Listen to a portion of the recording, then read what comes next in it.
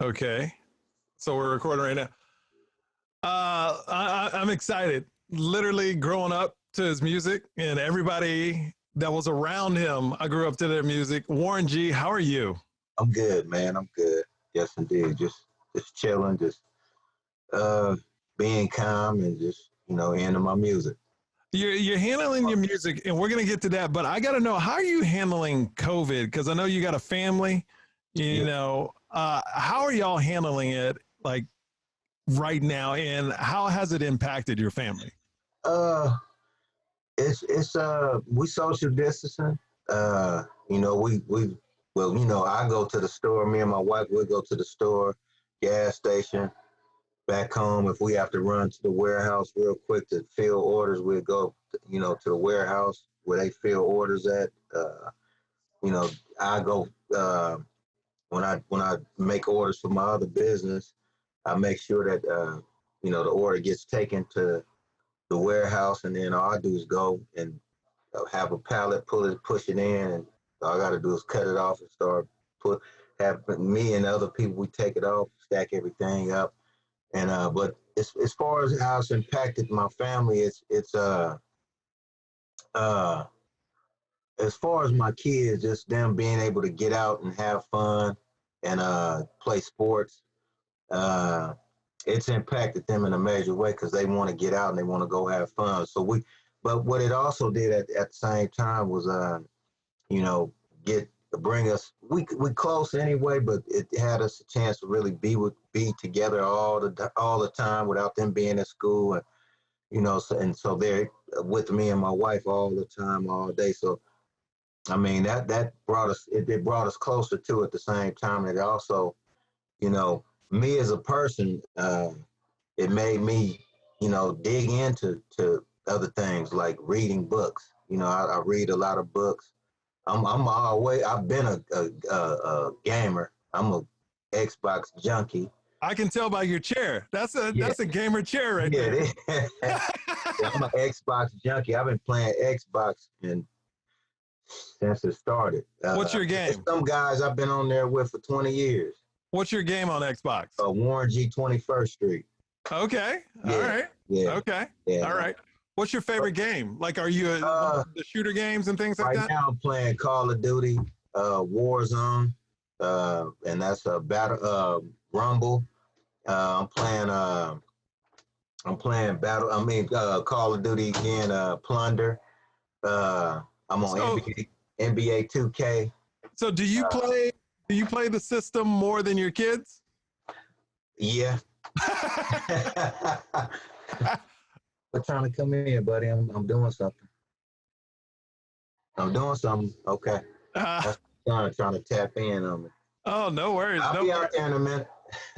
Yeah. So you game more than your kids. Now, is there any rivalry in the house with gaming? Uh, Me and my son Elijah, that's in college. Me and him battle on Madden a lot. Uh, we play together on Call of Duty whenever he want to play. But Well, we who got wins? Who wins when y'all play each other in Madden most of the time? well, he wins some, and I didn't win some too, but he didn't won more than I won. Okay. Okay. Maybe because he plays college football, he got Yeah, he more played insight. football. And he know coverages and all that stuff a little better than me. So he got that advantage, but I still give him a run. So your son plays for USC. Uh-huh. How's it feel to have a son playing college football for such a prominent college? Uh I mean it's incredible. It's incredible. Just knowing that that's a school that as a kid, I've always looked up to and my father's a fan of. Um it's just amazing to see my kid get a full scholarship to USC, through his athleticism. Yeah. Are you worried that college football is not going to happen this year? Uh a little. Yeah. Uh it's getting kind of crazy, but hopefully if this stuff starts to slow down a little bit, then because our first game is in Dallas. Oh man, that's where it's You know like what I'm popping off saying? right now And too. that's Yeah. a hot spot right now. Yeah. And so that they have to be looking at that right now. Like, what are we gonna do? Are we gonna do this? Are we gonna move the game? Or, you know what I'm saying? So hopefully, I want the season to go, but you know, I want everybody to be safe at the same time. If it ain't safe enough, then it is what it is. Yeah, I have two kids. My son is 3 and my daughter's only 7 months. But I was I got always a wondering, 5-year-old. oh wow, okay. Okay, so you in it still. Yeah, yeah. Okay, so I'm wondering, like as a parent, when you watch your kid play sports, for instance, when they play, if your son's on a team and you know they're going to be playing a monster team, and Mhm. that team probably is better than their team, Yeah, how do you, because I see you as a real person, yeah. like you keep it real, I Yeah, keep it real, straight up. but you kind of got to lie to your kid, right? And say, yeah, y'all going to win. And yeah, You know what? I just tell them ball out. ball Just out. ball out. Because if you ball out as good as you are, y'all gonna win. There you So I go. tell, hey, ball out. You I know, love 'cause that. they can't catch. I mean, he probably had I don't know why they didn't put the numbers up yet, but he only allowed like I think like not even 100 yards Wow. last season. You know, they wouldn't, you know, he was targeted a whole bunch and nobody couldn't really get too many yards on him. I remember he played against Notre Dame, that big receiver, I forgot his name. And You he, shut him down? he well, he caught a pass on him. And he did, Elijah was down because he lost his footing, but he Uh huh. turned around and when he came back to jump up, homeboy caught the ball over him. But it ain't like he scored a touchdown, but he went down. And then when they came down, Elijah fell down. And when he fell down, the dude pointed the ball at him like this. Hey, he didn't get another catch after that. See, And they that's can what it's go back and about. look at the film. But he's one of the, to me, I ain't just saying it because it's my son, but I feel like he's at least top 5 in There you college go. football. He's good. Were you good at sports growing I up? was great at sports. I just didn't make it to the league. I used to play, you know, actually Willie McGinnis, Curtis Conway. I was in that era. I played me and Curtis played against each other. He played Wow. for Inglewood and I played for the Long Beach Rough Riders. And Curtis was vicious. I ain't gonna lie. He was hard to tackle because he was so fast. Yeah. But you know, we won some, they won some. It was a battle. That was like our rivalry back then before we moved into the King Conference. When we moved into the King Conference, we got to play Compton, uh up and watch the Jordan Downs, the Target, what team was that? The Demos. Uh huh. We played everybody after that. LA Sheriffs, everybody moved into the King Conference. So, but I was good. I played football. I ran track. I swam. Um, Played basketball, baseball. I played every sport, like So every sport, but I didn't get a scholarship from it yeah. because So I that's my question. Like when you finished high school, did you know it was over for sports for you? yeah, I knew it was over. You know, and I didn't really understand. I didn't really have nobody to guide me as far as like, okay, you need to take these requirements here, you know, and stay on and take these, this, that, and that here. I didn't have that. If I'd have knew all that, I would like we did with him, and the way his school was with him, I'd have did it because I'd have focused on all of those requirements to get to the next level. But I didn't get nowhere, and you know, it was just the ladies, music, and all kind of stuff just turned me into steered me in a different direction. So speaking about the music, I want to jump into that. When did you know you had talent, like yourself? Because I know you saw a lot of people around you that exploded in music. Um, When did you say, you know what, I can do this too? uh, Shoot, I was probably, let me see, uh, I think I was about 13, maybe 12 or 13. Um, I lived with my dad in Compton. It was me, Dre, my brother Tyree, uh, my stepmoms Verna and Shamika. Uh, we lived in Compton, and I was maybe about 13. And I had asked Dre one day, I was like, can you show me how to do the turntables? And he showed me how to do the turntables. And, I started just from there, I just started messing around and messing around. And it started feeling good to me. So I started digging and digging and digging into it deeper and deeper and deeper. What's up, Royal? The dog out. Can you have Neil do it, please? I love it. Oh, okay. I'll tell him. You need to do it? You can do it real quick. That's fine. I'll wait. Call his phone and tell him to put the dog up. No, it's no worries. No worries, man. I was doing a podcast. I was doing a podcast a couple of days ago, and my son walked in the room and said, I got to go potty. Hey, I had to leave the podcast for a couple of minutes. It is what it is, Yeah. Let me, this is my other son. He back there. I'm going to tell him to put the dogs up. Yeah, no worries.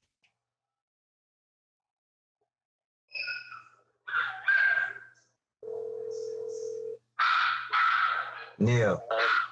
You want me to put the dogs up? Yeah, so he could come out there because I'm doing an interview and he butted right in my interview. All right, man. All right, I'm good. Okay, so how much older is Dre than you? 5 years older than me. 5 years. So at 13, he was around 18. Have they exploded yet on the scene, or he was making his way? Back then, he was with they had a group called I think it was called the Stereo Crew. Yeah. Yeah, they was DJing back in the day called the Stereo Crew. Him, Easy, another cat named Randy, Shane, Daryl, Easy's cousin. It was a bunch of cats. Hang on, we'll wait till the dog stops.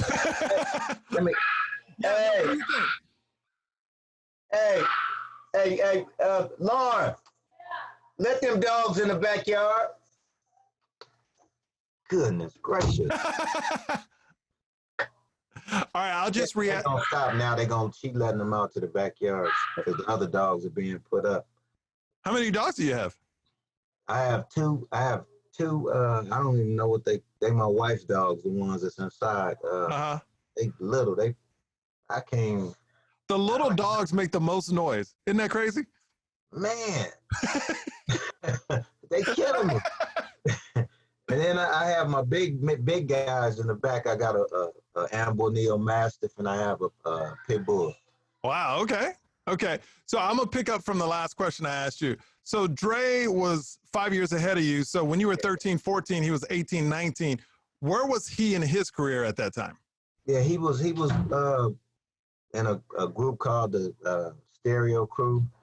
It was him and Eazy and Cat and Kilo G, Daryl, Sheen, just a bunch of guys from the neighborhood over there in Compton, and Kelly Park in Compton.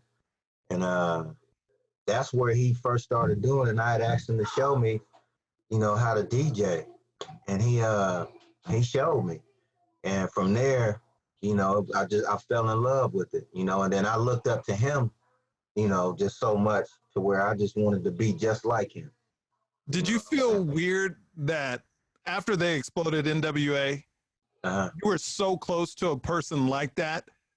Were you the type of person that didn't want to ask for a lot of favors? You wanted to make your own way, or did you come to him a lot for advice?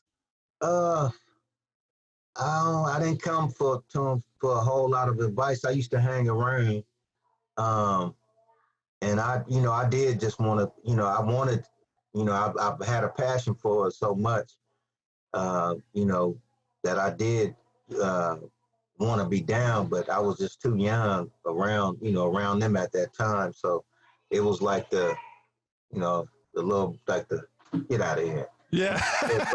Get up out of here. Yeah. That type of thing. But, I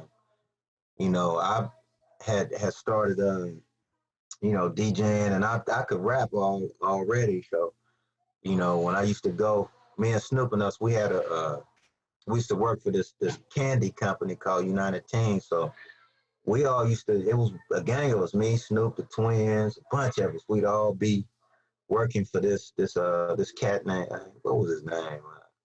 Steve. And we sell candy in all the neighborhoods up by UCLA, everywhere. And after work in the van, when we teamed back up after work, we would all be in the van freestyle. That's where I got the Voltron crew from. Okay. Okay. On this DJ, when I say Yep, of Voltron course. crew, yeah, that was the Voltron crew back in the day. And we used to freestyle and just have a good time. And I started cheating a little bit. I started because I would hear Dre and them songs at the World Class Wrecking Crew. I would hear the songs before anybody, so he would let me. He had a cassette to play, so I used to start rapping they shit in there in the freestyle shit like it was mine. I was cheating. Right? They're like, damn, I Yeah. love it. They was like, he hard.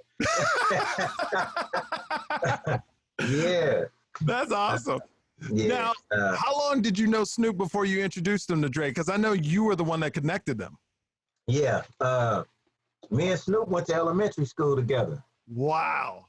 Where I say CIS, that was me, Snoop, and his brother Jerry. He got a brother Jerry that's the same age as me. He might be a year old. Jerry might have went up on me one. But Snoop is a year under me and Jerry's a year over me. And first me and Jerry was best friends. And then, we were still best friends. We went to sixth grade camp and everything. And me and Snoop was friends too. We was all at CIS and Snoop got shipped off to this other school. It was certain guys that got privileged to go to this other school called Prisk. They had a pool and everything. So everybody was trying to. So how did Snoop get that? And you didn't? He was a good guy, I guess. I mean, we was hot. We didn't get to go. So that's where we separated a little bit. But we started in elementary school. And then me and Snoop, all of us used to be in Kings Park right across the street from our elementary school for the summer programs. Then we played youth sports, football. We played football together. And then as I got older to where I got to junior band where I was like 16 or 17, I got took from the high school, Jordan High School, recruited me to come play football for them. So I went up there to North Long Beach. And Snoop was still down on the east side of Long Beach. So we kind of got separated. So one day I come out to lunch and I'm going up to the snack bar because we used to grab chocolate chip cookies and milk. That was my lunch. Yeah. Or a slice of pizza. And I heard somebody saying, Warren. So I look and it's Snoop. I'm like, what you doing up here? He said, man, I live up here. He's like, damn. He said, you still doing music? I said, yeah. He said, let's link up. So we linked up. And from that day on, we've been together ever since. So was he known as Snoop back then? Through mixtapes. Gotcha. Was he still Snoop? Did y'all call him Snoop back then? Always been Snoop. Really? Snoopy. That's what we call Snoop. I still call him Snoopy. Snoopy, huh? Yeah, but I call him Froggy Frog. That's his name in my phone. Froggy. What's Froggy Frog mean? Is there a meaning behind it? Instead of doggy dog, Froggy Frog. Froggy Frog. And what was we be joking with each other a lot. He probably got my name in his phone under Professor or something because that's what he called me. What at that time when y'all were in high school and y'all were linking up, who did you think, now that you look back on it, who was a better rapper at that time, you or him? He was dope. I ain't gonna lie. Snoop was he was dope. He always been dope. Like freestyling and just writing songs. He always been just dope, and different from everybody. And that's why I was like, Snoop is dope. That's what made me push so hard for him because I knew how dope he was. He was better than what we was hearing. And even though we looked up to a lot of the groups we used to hear on the radio every day, he was better than that to me. So I just kept pushing. We kept pushing and trying to build our name, build our name around the neighborhoods and stuff. You didn't have the internet or none of that. So what we used to do is we get cassettes with the double thing. We dubbed the cassette and start passing them out. That's how we grew. And how long did it take for y'all when you were passing out things for you to actually blow up and make that record, regulate and Snoop to go on his way and blow up with Dr. Dre? Uh, ooh, let me see. It probably with I'll say from about 89 to about 90, about right before 91 is Wow. around when we linked up with Dre. When I went to the bachelor party, played the tape, and they was like, "Who was that?" I was like, "That's me and Snoop and Nate. That's my group 213. I've been trying to tell you about." And Dre was like, "Y'all come to the studio on Monday." So I called Snoop, told him Dre wanted him to come to the studio, and he was like, forget that, because we was upset at me. I don't know what we was arguing about, but so he hung up on me. Boom. So I called him back like, Snoop, let me call Dre on the three-way, man. Please, hold on. Called Dre. Dre was like, hello. I said, Dre, I got Snoop on the phone. Can you tell him that you want him to come up to the studio on Monday? Me, him, and Nate. He was like, yeah, I want you guys to come up on Monday. Boom. Hung the phone up. And we was living with our friend named Rump. And that weekend when Monday came, we was in the car, and his I used to drive the car. We drove the street all the way up to Hollywood to the studio in the car, and we got to the light, and you got to put it in park. Yep. And then the damn drive, we did that all the way to Hollywood. Yeah, then turn back after that. Where was Dr. Dre at that moment in his career? He had just left NWA. Oh, so he was already massive. Yeah, he had just left NWA. The Death Row Records. Yeah, that's when they started. It was called Future Shock before they changed it to Death Row, but it was him and Doc and Suge Knight. Yeah, and we was the first acts to come up in there. So is it true that like you kind of went your own way because Nate and Snoop signed with Dre at Death Row, and you kind of did your own thing because you were like, yeah, that's not really my vibe. Is that what I'm reading? Was that correct in me saying that? It ain't that it wasn't my vibe. You know, shit, I wasn't getting no attention. Really? Like I wasn't getting none, and it just felt weird to me. So I was like, you know what, I'm gonna just go ahead and separate and go do my own thing. Try to build on my own. And it wasn't Dre or Snoop or Nate or anybody, none of my people. It was a divide and conquer thing that was going on. And that's kind of like, I was like, you know what, I'm gonna just go ahead and push. And Dre was like, just be your own man, and handle your business. So it's kind of like he was saying, look, you don't want to be over here no way. Yeah. So go ahead and do your thing. Now, I was crushed. Yeah, that's what I was going to ask you, because the two people you introduced to Dre and Death Row got picked up, and then it's kind of like, oh, thanks, you go about your own way. So how'd that make you feel? It just made me stronger, as far as just being on my own and having to learn, a lot of stuff about the industry. It made me stronger, and it just, made me into who I am and made me work harder, because I just wanted people to hear my music, when I helped with doing the Chronic, it was like, I want people to hear this. I go to Dre like, what this sound like, Dre? And it'd be a sample. He'd be like, that's dope. And then we'd do it, or anything. Just, I mean, it was them my guys. They still my guys. How does it feel to be a part of one of probably the greatest rap album ever created with the Chronic? To be a part of that. I mean, it feels good. I didn't rap on it, but I helped produce it. I mean, it feels good, just to be there, to come in, and be with Dre, somebody I always looked up to. I was busting my ass to try to, find the dopest shit I could find for him, to build his album. And that's what I did.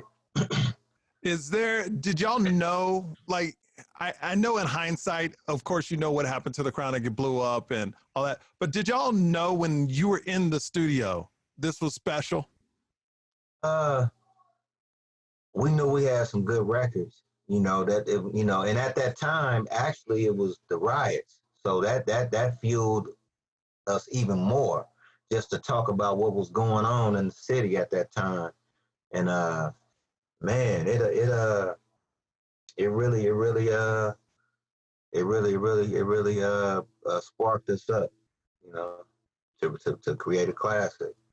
And speaking about the riots, I mean, now with Black Lives Matter, the protests, did you ever think in your lifetime? Because I talked to my dad and he's much older than us, but his thing was like, I never thought I would see a black president.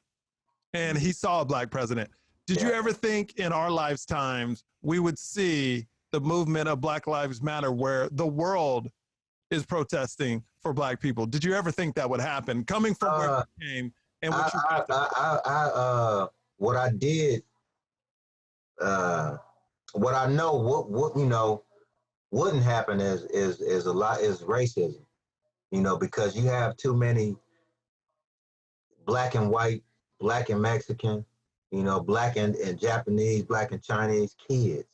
So there's no way that anybody could be racist, and I'm pretty sure somewhere down the line, Trump, one of his family members might be with a black guy or a Mexican guy, or you know what I'm saying? So I mean, it's not about that, man, and it's just sad, the things that then happened, and hopefully, uh, hopefully that by voting and hopefully they'll put in a law, you know, as far as the chokehold or being able to put your knee on somebody's neck.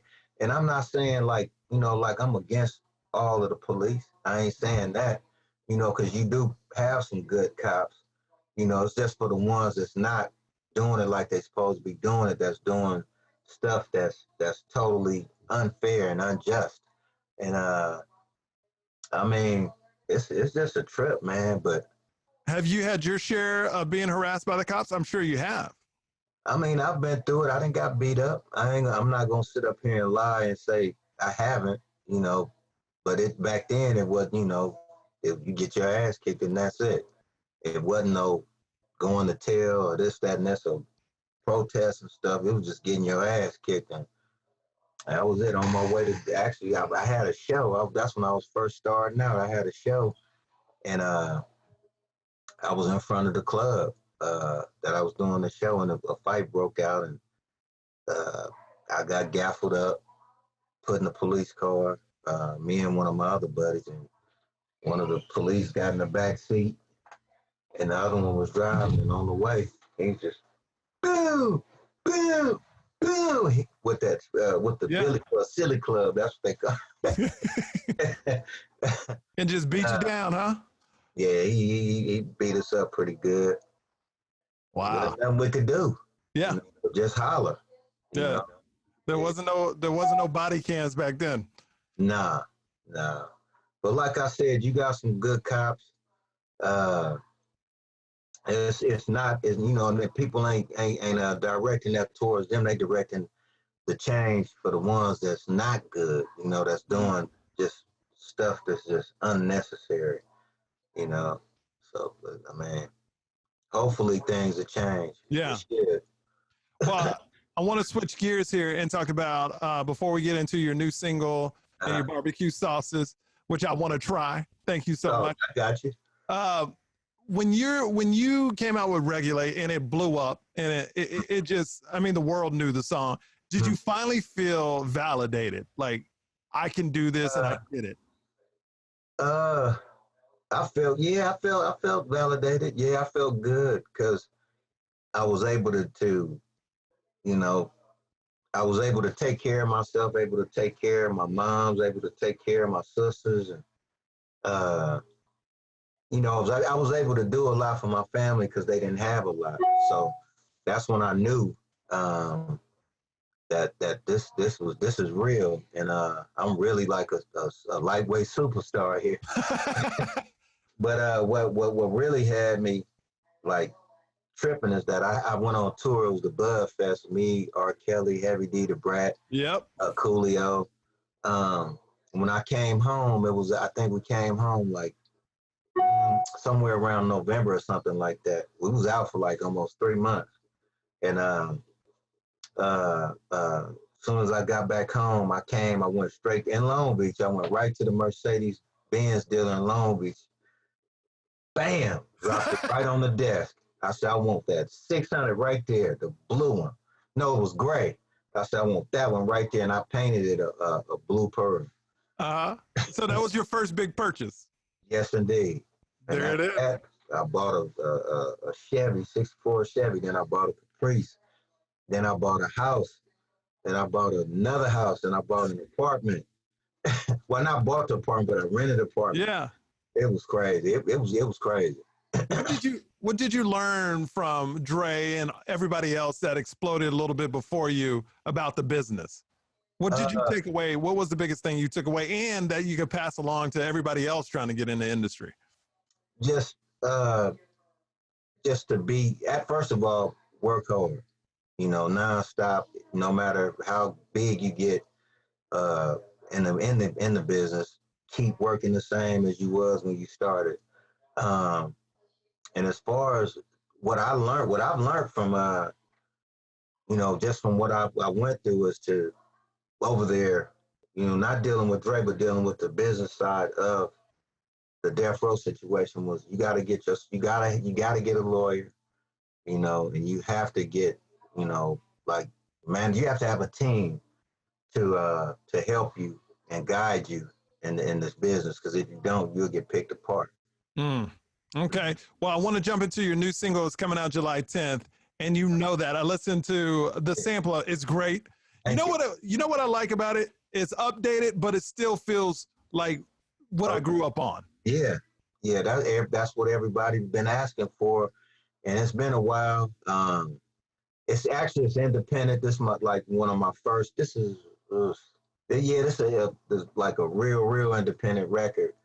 Uh, and I'm gonna keep dropping them. But this is everybody wanted that sound, so I gave them that sound, and that's what a lot of the young artists are trying to do now. They want that '90s sound, so I put it back out there again. So hopefully that'll start a trend, and a lot of these younger artists will catch on and start getting down with the G funk. How did you team up with Ty Dolla Sign? Uh, well, this is gonna trip you out. Well, it trips me out all the time. Is that when I first closed my deal with Def Jam, the first thing I did, I said to myself, I'm not gonna go and rent a big studio because it's gonna kill my budget.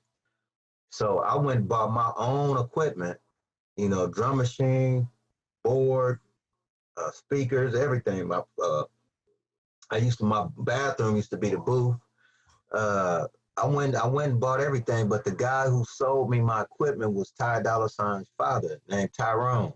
Wow. That's That's crazy. bananas. And so back around uh when him and YG had blew up with that one record, Done in the Club, Yep. you know what's up? Uh, It tooted and booted. Uh, he was doing like his own little thing, like some private stuff. So he asked me to get down and could I come to the video shoot that he was doing. So I came to the video shoot, and we had a conversation, and he was telling me who his dad was, and he was like, my dad told me he sold you your first equipment. I was like, who was your pops? He's like, Tyrone at work. I said, Tyrone and Nadine. He's like, that's your dad. Like, man, that's crazy. So we became cool from there. And then I used to go over, we would like every Friday, I would go over there. And what's crazy is I would go and we'd hang out and I would barbecue, and there'd be a bunch of guys, bunch of girls, guys and stuff over there. And I would barbecue for everybody right there on the roof. We playing music and just chilling. Now, did people know who you were? Like when you were barbecuing? Yeah, Because it's younger people. yeah, yeah. Okay, good, good. This is what I like to do. They like, oh, you barbecue? I'm like, yeah, this is what I love to do. Yeah, Warren is on the grill. I love it. I love Yeah. it. And when did you fall in love with barbecue? Because you have barbecue sauces too. I've been barbecuing like in love with that way back when probably about maybe about 15, 16, somewhere around there. Same around that 14, 15, 16 area. My dad used to barbecue all the time. And we would have little functions and stuff like that. And he would barbecue, and I just used to watch him, and he would be joking around because he'd tell a lot of jokes and stuff. So, and he used to talk about when he was in the Navy and like boxing and karate, because he was a karate champion too. And that's where I picked it up from, you know. So I just wanted to just once again be like him. My dad, I Yeah. looked up to him, so I wanted to be like him. So I started barbecuing too, and that was just something that stuck with me because it always gave me a good feeling when I do it around everybody because everybody feels good and they having a good time. What's your go-to? What's your go-to on the barbecue grill? What do people love from Warren G? Flanking ribs. Okay. They people probably will call them Mongolian ribs. You know, but they call flanking ribs. Those are some of my specialties because I can make that taste just as good as a brisket. You know, except you just got the little bones right there, but it's just like a brisket. It come off juicy. Just Now, do you use your own sauce? I got my own sauce. Yeah. I got my own rubs. And it's just really good, man. And boneless, skinless thighs. I like to cook. I like to cook ribs. I cook different ones. St. Louis. I cook spare ribs. Brisket. I smoke brisket. That's a 14-hour job right there. Yeah. So I do it every now and then when I know I ain't got nowhere to go. I'll start early in the morning because I ain't got to do nothing, so I can just get it going, come in and chill. Nope, my clock is in my head. I go back out, spritz it a little bit, come back in, and it's a whole little cycle the whole time. Then probably about 10, about 11, almost about 11 something at night, I'll be done. Wow. Yeah. It's what type of grill you grilling on? I have I got smokers. Smokers, okay. I got a buddy named G Stacks. He builds custom pits. So he built me a custom. Everyone I got is a custom smoker that I had built by him. And then I had one built by another cat named Moberg, a Texas style pit that I really wanted to use because they inspired me a lot too. And it's some guys out there that Goldie's Barbecue is one that they inspired me, and that's my guy. I got a buddy that works with them. What is the name of the other? Goodness, Terry Blacks. Those I mean they got some good barbecue, and every time I visited I would go and check out the pits and stuff like that, and they would show me, you know, kind of like what they do as far as smoking. And so I learned the Texas style at the same time, and to use salt and pepper a lot.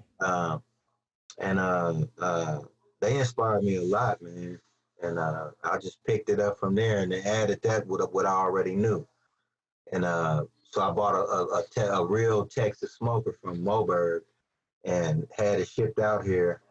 And I only smoked on it twice. I still ain't broke it in all the way, but I'm on my G Stacks. Those are I got my big baby. That's my go-to. Okay. Moberg cooks really good too. I ain't gonna lie, it cooks great too. But I got 1, 2, 3, 4. I think I got 5. Yeah, 5. I got 5 smokers and a green egg. in a yakitori grill, the little skinny grill you put the kebabs on. Yeah. So do you do most of the cooking then? You seem like I do it all. Look at that.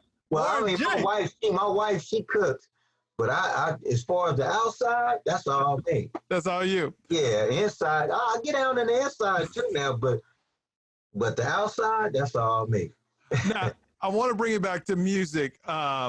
Everybody that's listening to this pod July 10th, and you know that Warren G, it comes out all music platforms. But what do you think about the music industry today compared to when you came up in it? It's a little easier to get into. Back then, when I was coming up, you had to really be dope. It wasn't no anybody could just start rapping and they can put on that record on this platform or that platform. It wasn't none of that. You know, you really had to be dope for them to like you to say, okay, we're gonna take this record and we're gonna promote it and put it here for you. And that was the difference. That's the difference. But today is easy. It's real easy. Shoot, they got streaming. All I gotta do is I can right here record a record, put some vocals on, and I can upload it right to Spotify. And it's gone. It's gone. All over the world. You know. Do you think, because I feel this at times, and maybe we just get older, and you comprehend what the younger rappers are saying, but I feel like when in the early 90s, it was all about messaging. It was saying what's going on. This is what's going on in the streets. Right. This is what's going on in the world. Listen to what we say, because 90% of y'all ain't seeing what we're seeing. Yeah. Now music seems it's all about partying. And y'all in the 90s, they had those records and killing. So how did this happen? Who's got the best, the hardest goons? Like, so how did this turn happen? And when do you think it'll turn back around to messaging?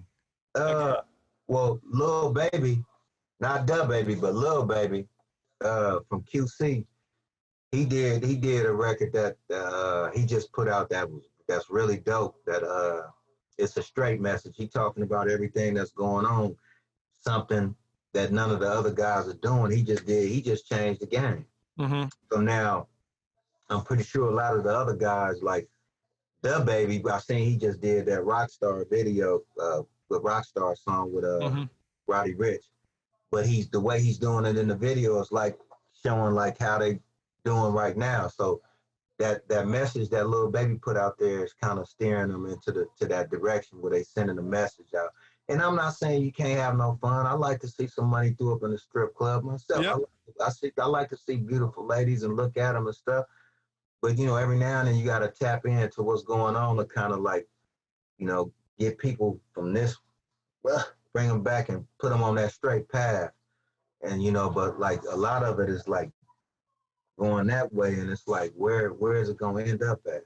Like, you can only be so hard for so long. You can talk about killing for so long. What are you going to do next? Mm-hmm. And I'm not against. I like. Of course. I love a lot of the music that's out right now. Mm-hmm. A lot of that stuff is dope. Do you have a favorite rapper right now? I mean, I like. Let me see. I like Polo G. I like. That's probably an off the wall one. Yeah. Polo G. Yeah. I like Polo G. I like NLE Chopper. I like Stunner. I think it's Stunner for Vegas. Mm-hmm. I like the Baby. I like Lil Baby. Drake. I always like Drake. That's who I want to do some music for, production. Because everything I do, I know it fits him to a T. Have you reached out to him? I'm sure y'all have. I haven't reached out. Me and 40 talked before, just on some like, how you doing? He was like, hey, what's up, legend? And like this, like that's it, but I never like tried to push myself on him. Like, man, let me do, never. But I would love to produce something for him because I know that the music I have will take him to the next level. He's after that. Yeah. It'll revamp that level. It'll add to it. Add to it. I got you. I got you. Yeah. And I only got a couple more questions because I know you got Dollar Sign. Ty Dolla $ign. Roddy Ricch, dope.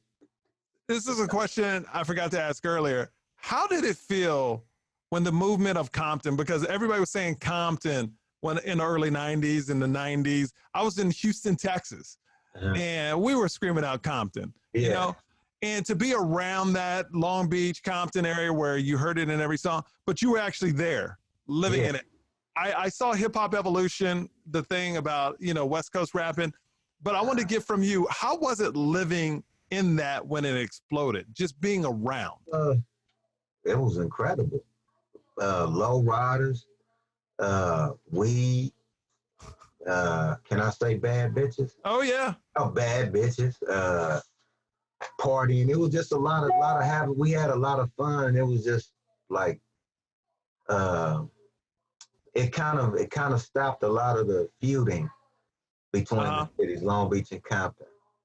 You know, because you said Compton and Long Beach together, now you know you're in trouble. Yep. So that brought Long Beach and Compton together. So it used to be a lot of Compton guys in Long Beach, a bunch of Long Beach guys in Compton, and just L.A. everywhere. You know, and it brought the peace treaty. You might remember the peace treaty Yep. that we having with all of the gangs and stuff. It was a bunch of peace treaties and stuff, and it was just a fun time, man. But it, like you said, it was a message in the music, but it would feel good at the same time. You know, and that's what I always try to do. I try to do good music, and I send a and you know that is just a feel good record. That ain't Yeah. like I'm on some. I ain't on. I'm just on some everyday, you know, chilling with the lady. Like, you know, I'm you with me. Uh, you know, I mean, I'm a man, so if I'm getting it, I'm gonna show you how to get it too. You know what I mean? You know, so we just having a good time. You know, and I'm like, I know I said, bitch, you look good with no makeup on. And that was more of a compliment than Yeah. like, you know, it's like you don't need makeup. You beautiful without it. You know, Mm-hmm. that's but I said it like that just in a hip hop way. I got you. It's just a feel good record, man, and that's what it's about. I seen this one blog post that it said Warren G is saving the summer and you know that, and he had the fire like five. Yeah. I was like, that's dope, man. I haven't even like I'm pushing the record heavy, but I'm getting ready to have a real big push in a minute in the next few days. Um, and just got to get it out Yeah. there, you know, get it on Are you all the nervous? Are you nervous? No, I ain't nervous. I ain't nervous because I'm teasing them a little bit and they love it. You know, the responses. I haven't had no negative response. It's great. It's great. I was like, shoot. And new music server, it's on new music server. They hit me like, this is a big record. A lot of guys that I know in the industry hit me like, Warren, that's a big record. Even MC Search from New York, I seen he did a tweet like, Warren has got a gem right here. This is what we need right now, like something that feel good like this. So I was like, damn, It's dope. yeah, yeah. So I'm gonna push the record and you know, I mean, who wouldn't play a Warren G and Ty Dolla $ign song? I mean, it's two great guys. That's what I'm saying. That's what I'm saying. And You you know, know that drops, yeah, it drops and July 10th. it drops July 10th. You know, and everybody expect for it to just pop to like radio, you know, the regular radio stations, but it's gonna flood the internet. I'm gonna flood the internet, and then it'll trickle back down to the radio, That's how it works to the today. regular radio. Yeah, so That's how it works. I'm thank God for the internet because you don't have to go through no red tape, no nothing. You just go, you know, and then drop your record and it moves. I'm not saying that regular radio is bad because it's still good and it's still a platform for people to hear our music. But it's a big old world out there now. Yeah, it is. Yeah, it is. And I love it. Well, Warren, I just want to say, you know, when I look back, it's my childhood, it's my teens, and it's been an honor to interview you. I was so excited when Charlie told me about it, and I wish you and your family nothing but love, and just be safe out there and continue success, sir. And same to you and the family, man. Be safe, man. And I'm trying. I'm back, man. I ain't gonna I say love it. I'm trying. I'm back. Well, I I got ain't you. never left. I just know. didn't drop no music. All right, But Warren. I've been behind the scenes producing. All right, my man. Well, we'll try to make that All right. Drake thing happen too. All right, we got All to right, make that man. Drake thing happen. Yes, indeed. Yes, indeed. All All right. right. Much love, man. Much love. Have a great one. Okay. All right, buddy. Okay. Bye bye. Bye-bye.